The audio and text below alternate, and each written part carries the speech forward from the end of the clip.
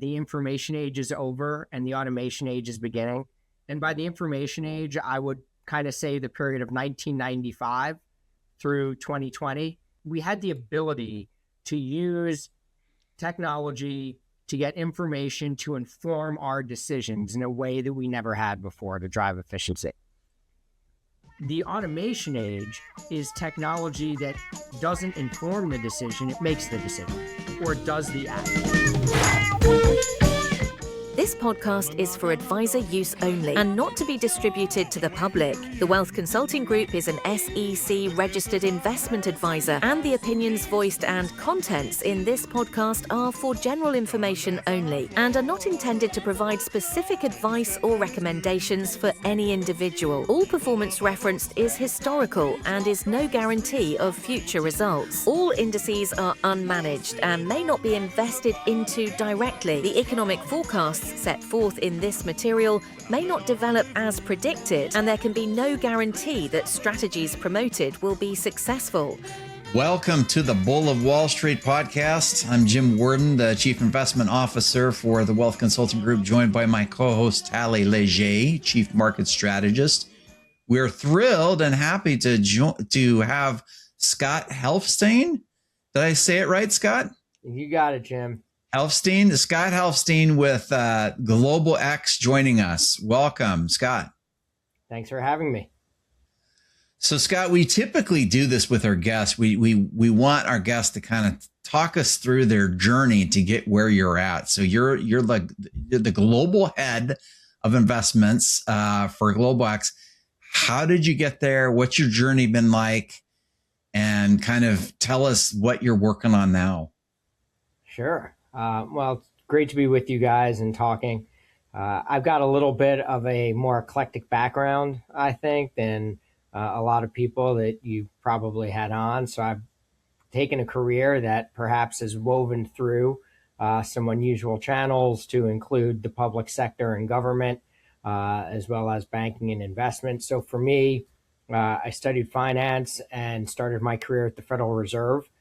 First in research and then in banking supervision. Went and became an investment banker after that, a banker for banks, working in a financial institutions group. And then took what I thought was going to be a year off to do a master's degree overseas. And it wound up being about a decade off because my master's turned into a PhD. And then I went on faculty at West Point and was a professor of social sciences, teaching economics and international politics to cadets.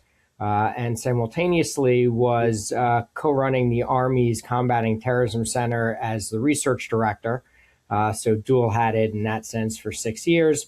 Came back into the business, so went through a few stops at BNY Mellon and macro strategy, and then moved over to Morgan Stanley, where I got to launch thematic investing.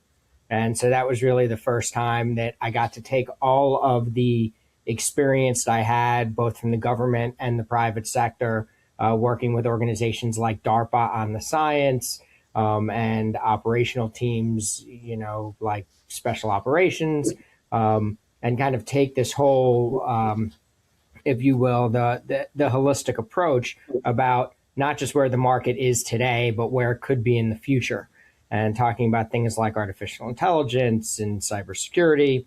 And then that has subsequently set me up to come here to Global X, where probably first and foremost, we're known for our thematic investing. We've got one of the largest ecosystems, largest exposure, if you will, to the AI ecosystem through a whole range of different products.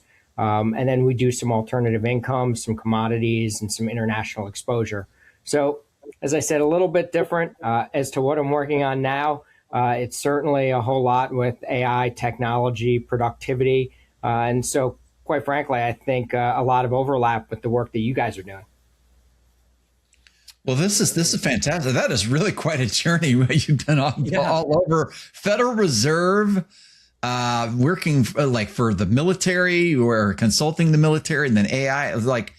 So I'm super curious, how all of those things connect. And I feel like right now might be one of those times where, well, there really is maybe this convergence between, cybersecurity and the military and AI and lots of stuff going on. And we talk about keeping things secured here and there and our country, and how intelligence is being used.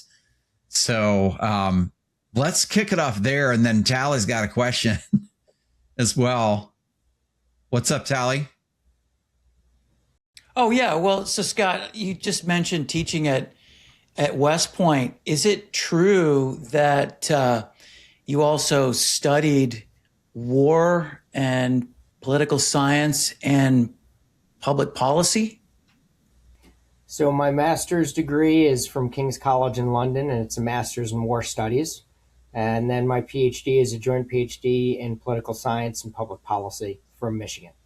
So impressive. And so, in my humble opinion, I think that makes you uniquely qualified to talk about some of the geopolitical tensions and obstacles presenting themselves to markets and investors right here, especially Greenland. I mean, there's so many different directions we could go, but maybe you could kick it off for us there, and your thoughts. Maybe there's some logic or some fundamental reason for U.S. interest in Greenland that you could walk us through. So interestingly enough, if you go back to your history, the first time the United States tried to buy Greenland was, at least that's documented, was in 1867. And it was, if I recall, William Seward, who was Secretary of State, who was there on behest of Johnson. But mind you, of course, Seward's famous for being Lincoln's confidant throughout the Civil War and one of his closest advisors.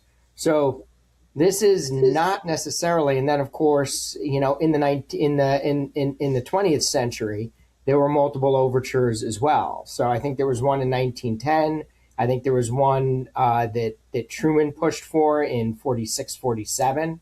And if you think about the timing, the interest in Greenland after the Civil War was the United States was kind of weakened and wanted to make sure that the Atlantic was still the purview and was a safety net, if you would, from European influence. And then, of course, you go back to, the Cold War period. And again, there's strategic rationale for, in terms of, bombing, base refueling, right, for long-range bombers and access, again, to the Atlantic Ocean. And now this is really casting itself a lot in terms of access to the Arctic and northern shipping channels. So it seems a little wild right off the bat to be thinking about, why is the U.S. seriously buying Greenland? But the U.S. has been looking at this for 150 years or so. And this would be the largest land deal that the United States actually ever made. There's quite a few of them in the 1800s.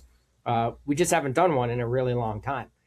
So I think there is strategic rationale, particularly as we consider the fact that, for example, autonomous technology is, not just in airplanes now, it's in boats. And so where would we be controlling, potentially a semi, at least an unmanned, if not semi-autonomous naval capability? Doing that potentially out of Greenland might make some sense. We could continue to do it out of Alaska, but there is strategic rationale for the administration pursuing. Now, the way in which they choose to pursue, I think, will have, pretty big impact on the market. But this is, historically in line with how the U.S. has perceived our long-term national security interests. The historical context, Scott, is especially helpful, and I'll kind of throw in my 2 cents. I would agree. Most of us are probably uncomfortable with the approach of the administration, but there is absolutely some logic here to the interest. And as I see it, it's basically 3 things, similar to what you were saying. We already have a military base there. There's assets and infrastructure there. And so as a result, the landmass, as you described, it has strategic military importance. And if we don't kind of broaden our influence there, Russia and China are going to do it. So I think, there's a bit of strategy there. The second would be, to your point, economic, and that is the proximity to the Arctic and all those related shipping lanes and trade routes. And of course, the third would be all of the natural resources that are critical, like the raw materials, the rare earths, and the lithium, which would support our leadership as the U.S. provider of technology and our energy independence. I'm thinking of batteries to support that in turn. Is that fair? I think that is a really succinct way of putting it. The United States, I think particularly on your third point, the United States has sort of fallen behind in the rare minerals, rare earths race, and China has really pulled out in front.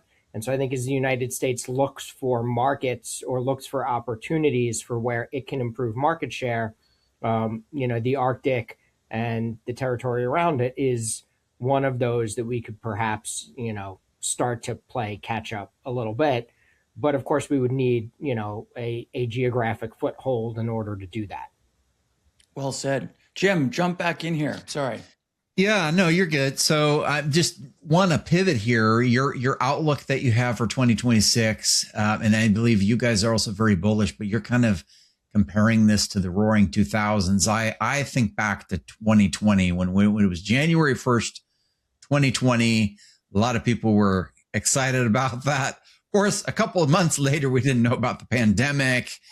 And that kind of threw a wrench into, the economy and kind of got us off track, right? Because we had high inflation. There was too much money out there. And so now we're kind of like rebooting.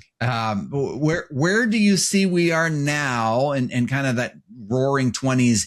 And will there be a period like 1929 where there's just too much froth, too much borrowing to buy equities, and it's not going to look exactly the same as 1929. But do you see that happening? So I think your framing was great because I was one of the people at the time who wrote, a piece on the Roaring 20s, and you're absolutely right. By March, April, right, the world was shutting down. And everybody was hunkering down and preparing for what would be an extended period of muted economic and social engagement, and so that's why I thought it was really kind of valuable to pull up this paradigm and revisit it again, because the reality is that a lot of what we've seen since the reopening is in line with the type of events that we saw in the 1920s. For example, 1920s was a period of tremendous industrial, technological, and social change. So when you went into the 1920s, the leading industries in the United States were railroads and textiles. By the time you were out, it was autos and electricity. Right? Big changes. And when we say the roaring 20s back then, nominal GDP growth was running at about 3% for most of the decade. We've now spent half of our decade running nominal growth at around 6%. So if that was roaring, I don't know what this is. This is a whole other category of kind of, for the most part, good news. Yeah, a little bit of inflation, but a little inflation in the 1920s too. But that's effectively what running a hot economy is. You accept a little bit of inflation for, above trend nominal growth, which of course I love because companies make their earnings in nominal dollars, not real dollars. And so as long as we're getting nominal growth in earnings, that helps to sustain the market. But you had a period where the economic expansion lasted roughly from 21 to 29. So it was an 8 to 9 year expansion. And against that backdrop, you had all this new technology. So actually, some of the most important productivity enhancing technologies were things like dishwashers and refrigerators that made it into the households for the first time. Well, that all of a sudden freed up capacity in the household sector. Meanwhile, you had high tech advances over the first 5 years. I mean, we just compared the first 5 years, where you had the first commercial radio broadcast in 1920, the first electronic a transfer of a photograph in 1921. By 1925, you really had what was the first major breakthroughs in quantum mechanics. And of course, today we're talking about quantum computing. So, we saw all this innovation that drove, I think, real sustained changes in the economy. Now, that did come with, as you point out, a little bit of a dark side. There was a high degree of borrowing, and so balance sheets got stretched. There was also a recession that really started to take place in the middle of the country, because what else did we see in the 20s? We saw the onset of tariffs, right? I mean, people talk about Smoot-Hawley, but before that, there was a series of tariffs that were put in place to try and protect the agricultural and manufacturing sectors who had been primary suppliers to Europe during World War I. And once Europe was getting back on its feet, there was less demand for U.S., particularly agricultural production. And so we had a recession that was breaking out in the middle of the country, while there was all this financial engineering that was effectively going on. So I do think, to your point, we want to be watching out for those signposts. But I think, as you guys rightly say, in your outlook, there's tons of balance sheet capacity at the household level with $7-8 trillion of money market funds. So we're not in a spot. Household obligations, that's the one I tend to look at more. Household obligations is still significantly below 1 to 2 standard deviations below the normal, and so that's your debt that you have to pay relative to your income. So the debt payments, even with higher interest rates, weren't that big of a deal for a lot of people, because we're back to the 30-year fixed mortgage on our houses, our single largest debt obligation. And so I think we need to watch some of these factors. But I think what's going on across the economy, just like in the 1920s, is so fascinating, and there's so much dynamic activity. So talking now and talking about AI and comparing that, you mentioned the photograph and cars, electricity. I mean, that was pretty massive improvements in innovation. So we have AI. We've had it for a few years now. What's next? Is it the agentic AI? Is it the super agentic AI? Is it everything being autonomous? Robotics? Where do you see like the next biggest? What are the next 3 to 5 really big things that they're kind of in development, but they're not there yet? But we can kind of see that we're going there. What do you think? So that's a great question. And we wrote a piece late last year that basically said the information age is over and the automation age is beginning. And by the information age, I would kind of say the period of 1995 through 2020, right, with the onset of COVID. And what was the information? The technology. We had the ability to use technology to get information to inform our decisions in a way that we never had before to drive efficiency. The automation age is technology that doesn't inform the decision, it makes the decision, or it does the act. It takes that next iterative step further. And I do fall into the camp that there are meaningful productivity enhancements that we're seeing across the board. People use ChatGPT, sure, but across the financial landscape, you've got a big asset manager saying that they're now using AI for their proxy voting, and they're done with humans actually getting involved in that process. You're seeing more and more automation of compliance and back office and trade clearing, and that's just our business. That's just in the financial space. You see it being used for, insurance purposes with things like roofing inspections. And walking around, sending people to walk around roofs is dangerous and time consuming. Sending drones up to hover over and take video and pictures that could then be analyzed by both algorithms and individuals Like that can be powerful. So a couple of them that we're really looking at right now.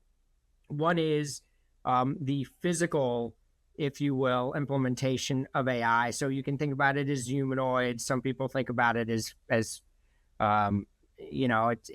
robots that are, and collaborative robots that are powered by AI, and therefore they're learning faster how to do things. And this is going to be outside of factories, on construction sites, where we're already seeing robots that can do things like tie steel beams or move things around more efficiently. Obviously, Amazon's been a leader here in logistics warehouses, but really more and more physical manifestations of AI. My wife keeps asking me, where's her Rosie for the house? She has, from the first time I wrote, and I did a presentation in 2017, said, I don't care about anything else you're talking about. When do I get my Rosie from the Jeffersons?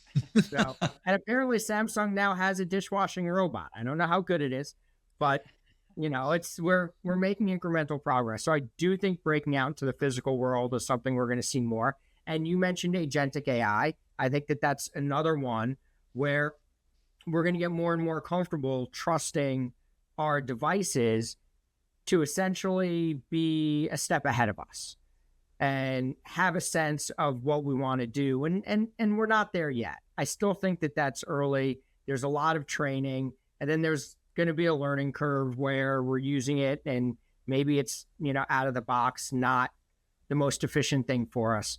But I think that both of those are going to be really important in the next couple of years. Interesting. Super fascinating. Awesome. Hey, Scott, you mentioned Global X's kind of expertise in thematic investing through ETFs. I just want to touch on that because you did talk quite a bit about this already, but maybe just for our advisor audience, you could kind of crystallize what exactly is thematic investing, because I think it means different things to different people, if you know what I'm saying, and maybe you could just kind of summarize your kind of top biggest structural or secular themes over the next 10 years, and maybe this is a lot, we can unpack it slowly, sorry for that, but maybe in the near term, this is just me going, in the near term, because we already talked about Greenland and geopolitics, maybe there's an event that you think is underpriced or similarly underappreciated in the marketplace. Sure. Yeah, that I think you managed to get a few questions in there. So thematic, the term theme or thematic investing, I think you're right, is used broadly across the industry. I would argue over the last, call it 6 or 8 years, it increasingly implies secular changes that are going on across the economy, and in particular, ways of getting more targeted exposure to those. For example, prior to there being a cybersecurity, for example, ETF, if you wanted to buy cybersecurity companies, you had two choices. You could either buy individual companies, or alternatively, you could just buy the software industry group. Except for the fact cybersecurity is maybe 20% or so, maybe less, maybe 15% of the total software industry group. So it's not really the targeted exposure you're looking for. So what the ETF structure has kind of allowed, to develop over time is funds that really target particular parts of the economy.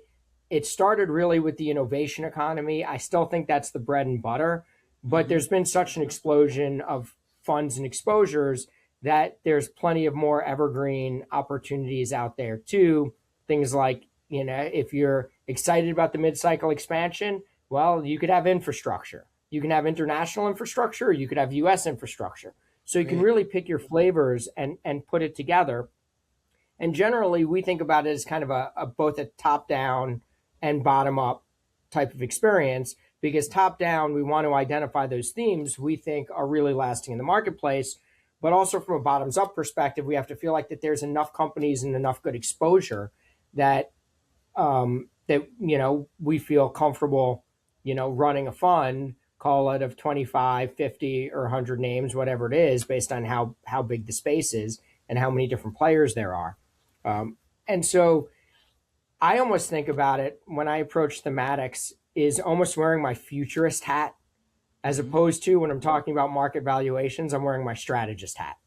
Right. And I kind of feel like I go back and forth between those throughout the day. And they're slightly different mindsets, right? The futurist is thinking, okay, 3, 5, 7 years out, maybe even further, what do we think the economy is going to look like? What are the important parts? And then, the strategist is thinking, well, that's great, but what are the catalysts that are going to move asset prices now within the next 6 months, year, call it time frame? And so, I think for a lot of us, we go through that process. But if I were to highlight a few big ones and we can dive into them, I think AI ecosystem is one. And I use the term AI ecosystem because I think it's just broader than software or chip producers. Another one that's had a lot of interest, defense technology. We started with Greenland, but there's between the defense spend and the shifting nature of that technology, I think there's a really powerful story is what is there as well.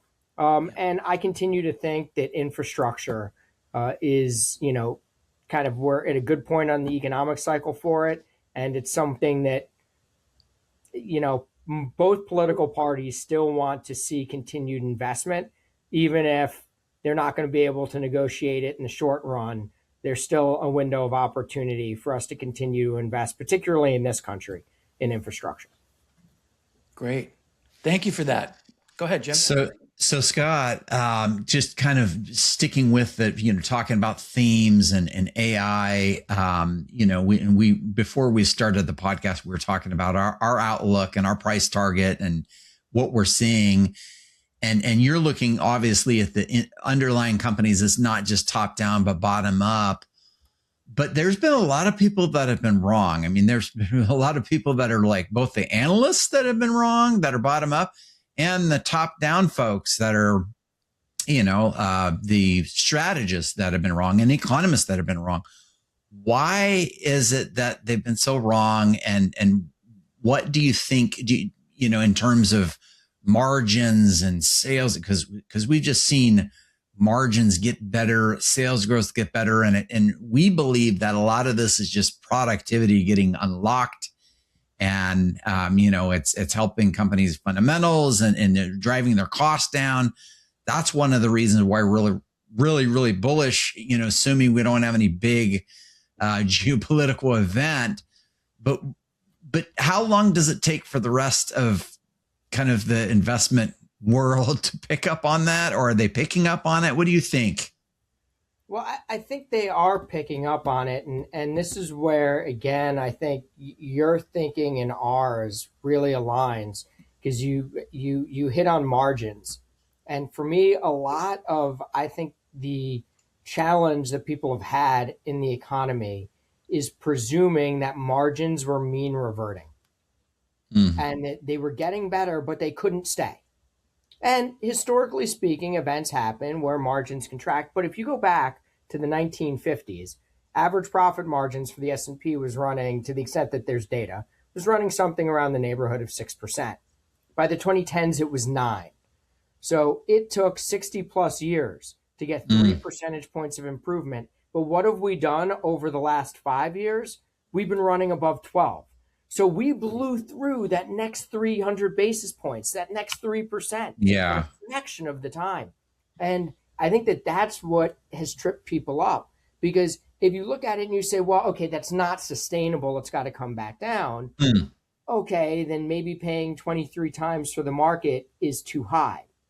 If, however, we're at 12 and we're going to 16, because I think right now the 2027 estimate is for almost 16% profit margins. That's now 2 years out. So if we pick up another 3%, well, if companies make more money, you have to pay more for them.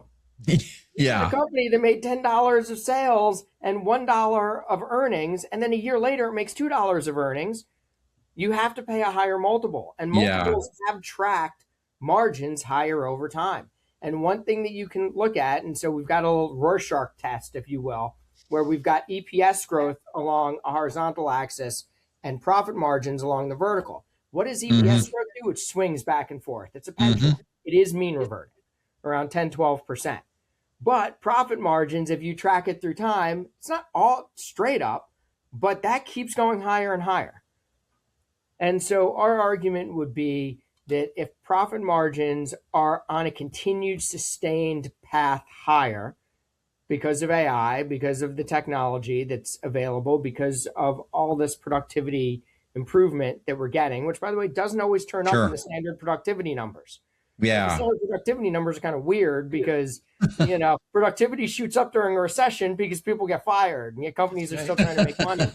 But if you look at things like profit margin, which I think is a better metric of productivity, right, that has continued to improve. So I think this is going, and I think it's similar to you, is 22, 23 times is not a high price on the market. Yes, if you look historically at PEs, 18 to 19 times, but that's a historic metric. That's not necessarily taking into account the incremental improvement that we're seeing in the economy and that we think is really exciting. So do you think that there's some anchoring still with analysts, that they're anchored too low and they're going to raise their guidance? Yeah, I think over time it's one of those things that's difficult because you need that trust me or that prove it moment where you can actually say, yes, this is truly sustainable. This is what the future looks like, and it looks a little bit different from the past. And I think it can be a little bit hard for people to go through that transition because they're looking back and they're saying, well, wait a second, we're really good, right, at forecasting a linear change in our environment. We are not good at forecasting nonlinear exponential change in our environment. And that's a lot harder of a leap of faith, I think, for people to take. So I think that makes sense. That's been an important part that's held people back.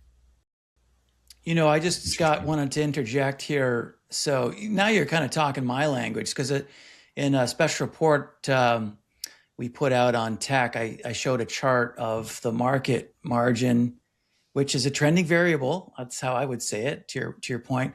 And the tech margin is on a much steeper trajectory or slope, and that's really the one that is driving the rest of the market here. But I wanted to kind of go back a little bit and try it. This is maybe a thought experiment because I haven't done much work on this until just now.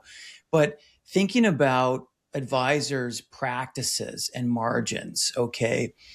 I think normally it's maybe a 1% to 2% fee that they charge. And that really hasn't changed in 20 years. It's the same. Meanwhile, as you know, all the input costs have skyrocketed. So this gets to the kind of classic margin exercise. What can an advisor do in this day and age to kind of alleviate that margin pressure on their practice? And how do they stay ahead and prepare themselves for the decade to come? I'm leading the witness here a little bit, but take a shot at it. I'll help you out. Keep in mind, I am not a financial advisor, and so I answer this with great humility, or I attempt an answer with great humility. To my mind, every time that I've seen a poll on what clients look for in their financial advisor,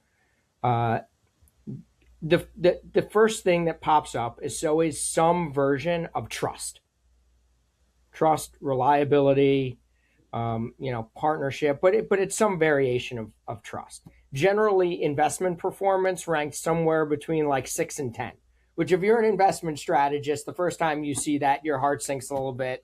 And it's a little bit like the day you realize you're not going to play like Major League Baseball. Right. The question for financial advisors is constantly, how do they scale trust? Because that's what you're trying to do. You're trying to build a bigger practice. You're trying to build a more efficient practice, but those two things are not always consistent. And so as people look out into the future, that's where I think the technology that we're talking about can be really powerful, because the ability to customize is getting better and better. And so if you do the work on the back end to build your customer files correct, to populate them, the technology can help you to do those things, like now would be a good time to send a communication. Oh, by the way, this person has somebody graduating from high school and going to college. Maybe this is a good time to reach out. And so to help scale, not replace, because I don't think that happens. Right? Trust is too important of a variable here, but to try and use the technology to scale trust. And I think that, and that's, that's the silver bullet, if you will, I think, to success in the industry. So how you put those things together. Yeah, no, I think that's a good answer. I mean, look, some of the components that you can't control as much include rents and real estate and the like. But to your point, I think when it comes to administrative support and labor costs, I think you can do a lot with AI and some of these new tools to rein. That's the largest expense for any business, right? To rein those in, or at least keep them in control, and help support the professionals that are a little bit more experienced, that could be even more productive with an AI helping hand. It's interesting you mentioned that, Talley, because we had a call a while ago, and we had a lot of our advisors on the call, but a lot of them were note takers. And so trying to find a little bit of time here and there. And so like if you've only got so many hours in the day and you can find a way to do more with less time, and maybe see more clients and stay more connected with them, it's an interesting thought. Yep. So Scott, let's talk a minute about kind of this K-shaped. Some people are calling it the K-shaped economy. You've got a group of individuals that are doing extraordinarily well. The net worth as a percentage of disposable income is fantastic. And part of this is, there's demographics, folks that are sitting on all this cash. They're in retirement, and we'll continue to see a wealth transfer. But then you also have another part of the economy that is having a hard time. They don't own a home. They don't have a 401k. Maybe they have student loans. It's challenging. So what can we do? And I know the Federal Reserve, we believe that the Fed should try to look out for those folks and kind of lower the cost of borrowing and not only the individuals, but small businesses. What else is there to help them? Are they eventually going to get caught up and where they should be, using AI tools and whatnot? Because for some of those folks, we talk about inflation we're down to 2.5%, but when we compare today's prices with 2020 prices, it's pretty expensive for a lot of folks. And some people that have the money, they can kind of withstand that. But what do you think? Yeah, it is a great question, and so I think you started right off the bat with the Fed. We've been of the camp that just like the Fed was a little slow in raising rates, and committing to that notion of transitory, we think the Fed's been a little bit slow in lowering them as well. I personally found it very confusing when the market sold off in October after the Fed press conference, because the headline that everybody picked up was there's no guarantee of a rate cut in December, which of course, I mean, what did they think Powell was going to do? Go up there and say, oh, don't worry, in 7 weeks, we're going to cut again? I mean, I'm pretty sure, when I was at the Fed, Greenspan was chair, and I could tell you that man would have never signed on to a target number that he said he was going to try and reach. Right. I mean, it was a very different mindset of how you maintained monetary policy discipline, and using opaque information.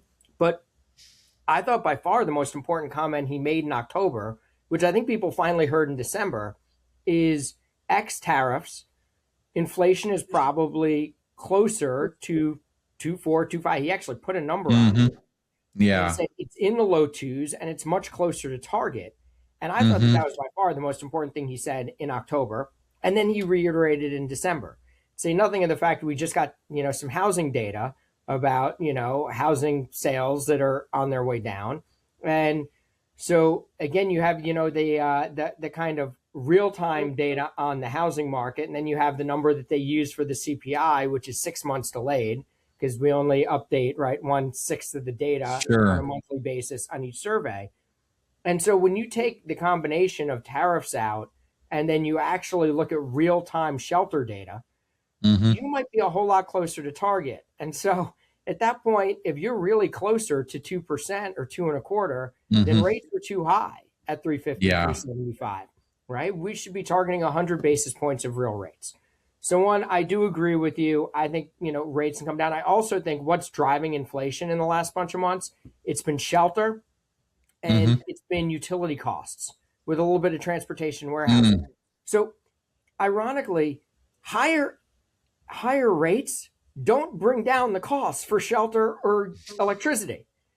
Electricity companies are heavily debt funded Yeah. and have to pay higher costs of capital, of which we know, by the way, I mean, the cost of capital for the S&P 500 right now is one of the highest that it's been in 25 years.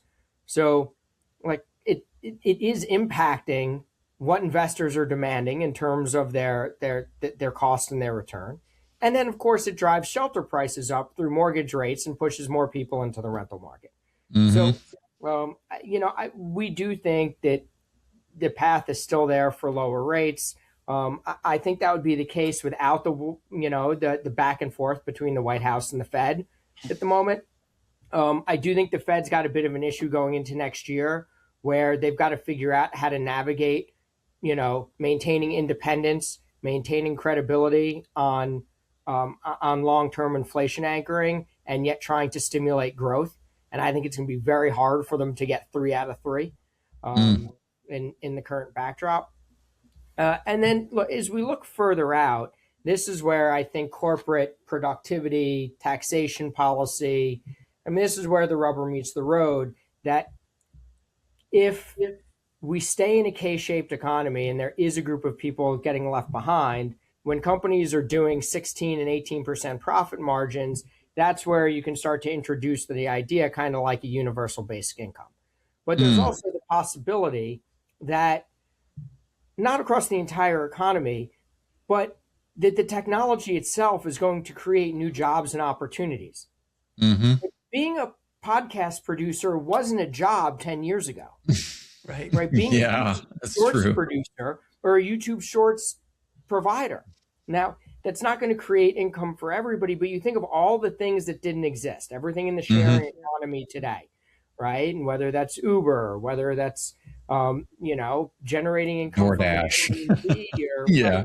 DoorDash and getting your groceries delivered and all these things that, we had an idea of what it would become, but there are new jobs and new opportunities getting put online. And technology also augments it. If you want to do something in computer science, ChatGPT now means, and Claude, you don't have to be the best coder out there, Mm-hmm. right? It's a different, we're changing the skill sets that are required even for jobs that exist. So it'll be interesting to see how much new opportunity is created versus, what is part of the creative destruction process and what is ultimately destroyed. It's really interesting because, before you had to have all of these, skill sets. You had to know how to do this. And now I feel like it's more open. It's more open, but you still have to go out and get it. You still have to go out and work for it and apply yourself and be disciplined and do all those other things. But it's better opportunity. It sounds like. Scott, I think you're think talking so. about. Sorry, go ahead.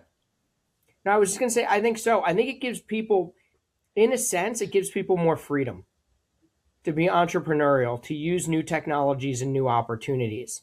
to potentially advance themselves. And I mean, as I said at the outset, right, we're watching the economy being recreated in real time, right, with new opportunities. So, I think that there is a good news story as well. We call that Schumpeterian growth, right? Creative destruction. Yeah, it's brutal, but I guess it works. I can't remember the precise statistic. Maybe you can, Scott, but I think it was something like 60% of the jobs today didn't exist 50 years ago or something like that. We can sort it out later in an edit, but it's a point well taken, right? I think it speaks to the flexibility of our labor force and the dynamic nature of the U.S. economy. And if we think about, and this is what I said earlier about the AI ecosystem. So if we just take that as an example, okay, so software, you've got your hardware producers, you need to run these things on chips. Okay, so there's the hardware component. Then there's a software component. Both of those have been around for a while.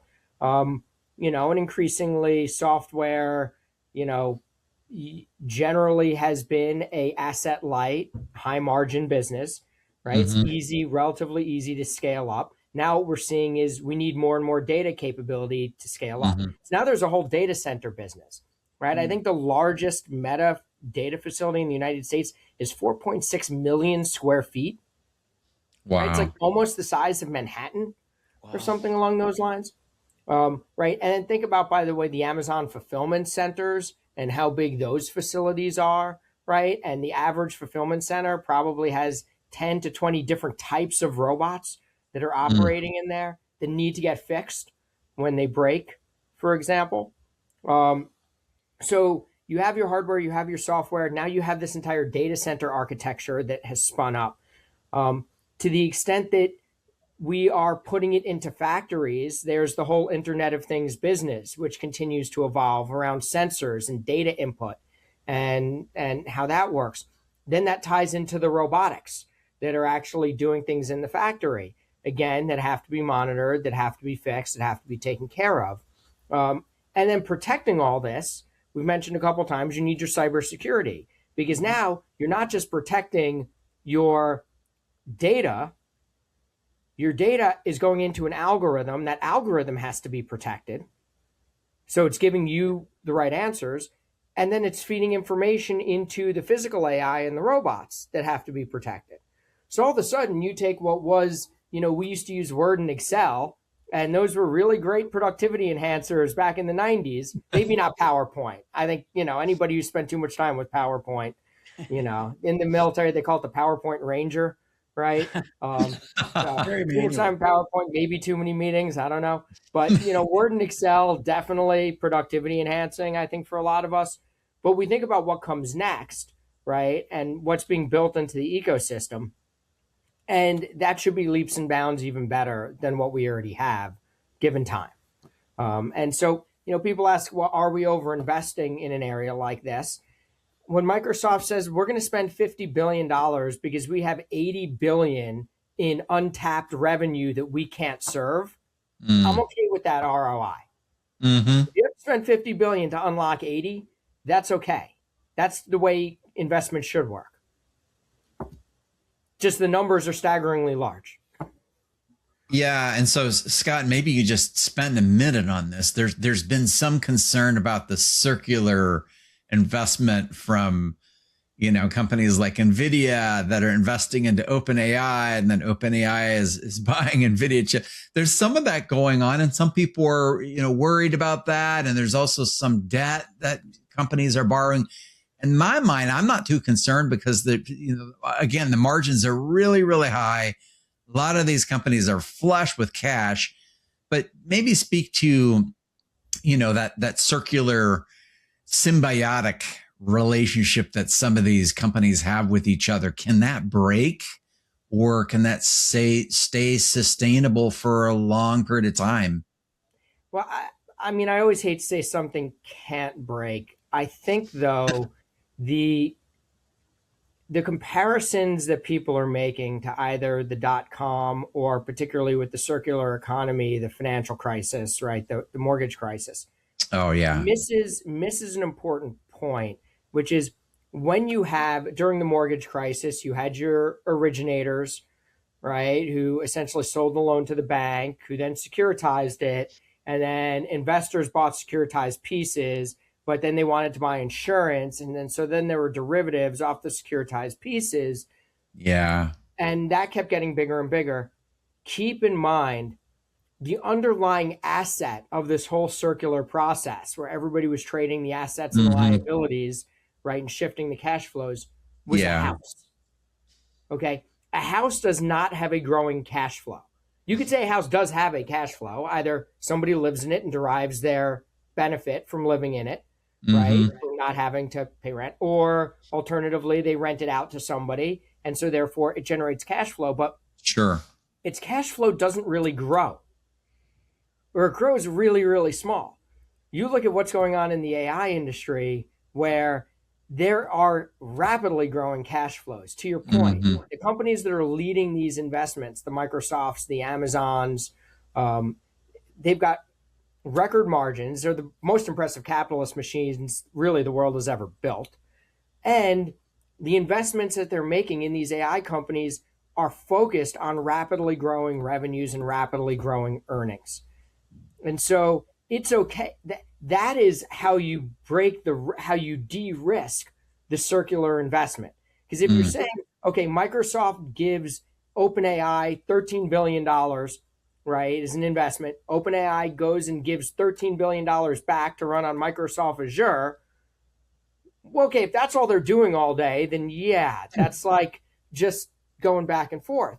But if in supplying the ChatGPT services that cost the $13 billion on Azure, they're now opening up $20 or $25 billion of market opportunity in enterprise AI, selling to companies. Okay, well, you know what? That $13 billion investment seemed like a great idea now. So I think that that's the key, is growing out the cash flow. I also think the other part too that we tend to, like, there's been focus on depreciation of chips, for example, right? You have one person extending the life, one person reducing the life. And is that really sort of balance sheet manipulation? And how fast is this going to turn over? And, you know, I think what really matters is how companies are using the chips. For example, one of them that was really called into question was, you know, Amazon sort of pulling down the, you know, the livelihood of the chips, while Meta, for example, was pushing it up. Of course, Amazon is selling the processing service. Meta is using the chips for their own algorithms. Those are two different things. So to presume that everybody has the same standard, right, off of businesses that are adapting, I have to believe that, you know, these businesses have run themselves very, very efficiently for a long time. And I ultimately think what they're doing is they're building themselves into the utilities of the next industrial age, of the next automation industrial age. And they've said, look, you know, we were fast growing. We generated a ton of cash. Now we are in a unique position to essentially turn ourselves into the backbone. And ultimately, does that mean maybe because of the large investments, their return on capital is going to come down? Maybe. But for right now, they can afford it. And so I think as long as there is a growing pie and we believe that there is opportunity in the economy, then I'm less concerned about some of these, you know, questions about the circular growth, or is this like the .com? No, I mean, on the quality metrics during .com were off. Metrics, profitability, they were so different. It was so different. It was so different than what we're seeing in the economy today. So we have maybe 3 minutes left here on the clock. Maybe I'll throw one final question at you here, Scott. If there were one contrarian view that you hold, what would it be? And think of something that financial advisors aren't hearing enough of that they could be benefiting from right here. So I'm going to use the term broadening. Everybody asks, when are we going to get better market breadth? Because we know about the concentration of the Mag 6, Mag 7, depending on how you like, you know, how somebody wants to view it. And we've seen the increase in concentration. And my answer to that is I don't know when we're going to get market breadth, because we all overown the Mag 6 everywhere. We own them in our active management. We own them in our passive index funds. We own them as individual stocks. We own it everywhere as a community. And we do because they're impressive companies and they have generally done well. What I think people aren't hearing, but is really, really important, is that there is an economic broadening that is real. And so, and you highlighted this beautifully, I think, Talley, in one of your slides that I saw at one point, which was, and you talked about it earlier, that, we've seen profitability disproportionately accrue to infotech, right? The tech sector and communication services. Except over the last 5 years, they're not the only winners. They're the biggest winners. But you look at, for example, industrials, materials, even utilities. Utilities are now running 13% profit margins. 10 years ago, they were running 6 and 7. So you're seeing traditional sectors of the economy that have now managed to double their profitability and call it a 5, 6, 7 year period. That's, to me, really exciting and not something that we're talking about. And so, people talk to me about, what do you like in industrials? Well, defense technology, yes, there's obviously a lot of defense stuff going on in the world, a lot of geopolitical challenge, maybe $1.5 trillion defense budget. That would be almost a 50% plus up from, what we're spending now. Europe probably spending more, but just the industrial space in and of itself is getting more profitable. And it's because they're relying more on technology and they're driving efficiency in their business, right? Same thing with materials. People want to know what's like a reasonable place to go look from a valuation standpoint. Copper miners. Globally, 3 major copper mines have gone down in the last year in terms of their production. And yet demand for copper for data centers and for general industrial expansion, whether it's US, China, is still really, really strong. And you're not necessarily paying through the nose for something like that. Similarly, infrastructure development, especially US infrastructure. We didn't talk a lot about tariffs, but who doesn't pay tariffs? US domiciled companies making most of their revenue selling into the US. So if you look at, and what's infrastructure, it's usually a mixture of industrials and materials. And then you could look at something like electrification, which we talked a lot about AI, but of course the gating issue with AI is going to be electricity production. China has been growing their electricity production leaps and bounds above the United States. For us, right, it's going to be fossil fuels, mainly natural gas, most likely, but it's also going to be nuclear and uranium. And so again, some of these areas of the economy that, aren't front and center, that we don't say, oh yeah, that's the hot, spicy, glossy looking, shiny AI object right there, can still be doing really, really well because of all the efficiencies that we're getting in the economy today that, that weren't there. And so I think that there's economic breadth, real economic breadth, broadening that's taking place, and that offers some interesting off the beaten path opportunities for people. That's great. Very well said. Yeah, very well said. Nice perspective, Scott. This has been fantastic, Scott. I don't think I have any other questions. I think you answered all of them. This has been fantastic. We really appreciate your time. Again, Scott Helfstein with Global X. Thanks for joining us, Scott. Thanks for having me, guys. Please company too. Come and dance on our floor. Take a step that is new.